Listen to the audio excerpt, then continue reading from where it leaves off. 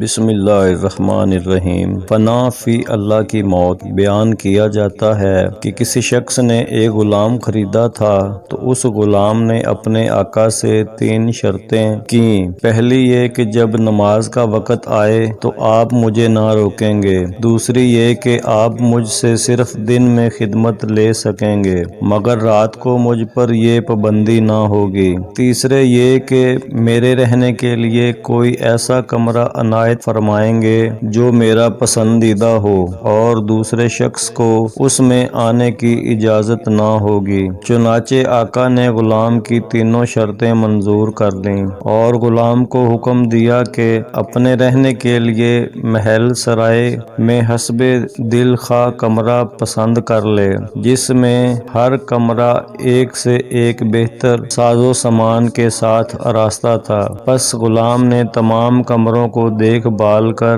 اپنے لیے ایک ویران کمرہ پسند کیا جو بغیر چھت کے تھا۔ اس پر آقا نے دریافت کیا کہ آخر تم نے یہ ویران کمرہ کیوں پسند کیا؟ کمرے تو اور بھی بہت ہیں۔ اپنے آقا سے یہ بات سن کر غلام نے جواب دیا کہ میرے آقا شاید آپ کو معلوم نہیں کہ ویران جگہ اللہ تعالیٰ کے ذکر سے آباد ہو جاتی ہے۔ اس کے بعد اس غلام نے اسی ویران کمرے میں رات کو رہنا شروع کر دیا اور یہ بات پہلے ہی طے ہو چکی تھی کہ رات کو غلام آزاد رہے گا۔ جب غلام کو اپنے پسندیدہ آزاد کمرے میں رہتے ہوئے کچھ عرصہ گزر گیا تو اس کے آقا نے ایک دن رات کو بزم احباب منعقد کی اور نصف شب کے بعد جب دوست احباب رخصت ہو گئے تو مالک مکان چہل قدمی کرتا ہوا غلام کے کمرے کی جانب جا نکلا تو کیا دیکھتا ہے کہ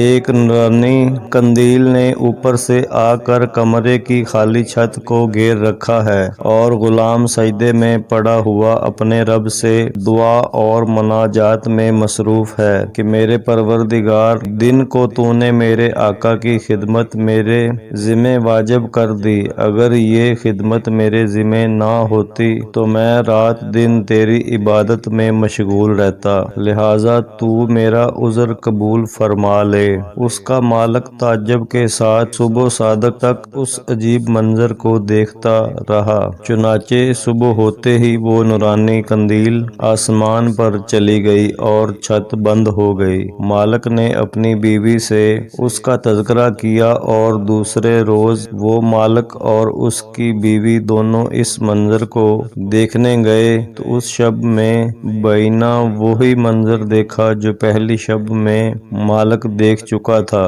صبح ان دونوں نے غلام کو بلا کر کہا تو اللہ کے واسطے آزاد ہے تاکہ اپنی خواہشیں کے مطابق رات دن اللہ کی عبادت میں مشغول رہ سکے، جس سے تو معذرت کرتا ہے اس کے ساتھ۔ اور اس کے مالک اور اس کی بیوی نے غلام سے اس کی ان کرامتوں کا ذکر کیا جو رات کو وہ دونوں دیکھ چکے تھے۔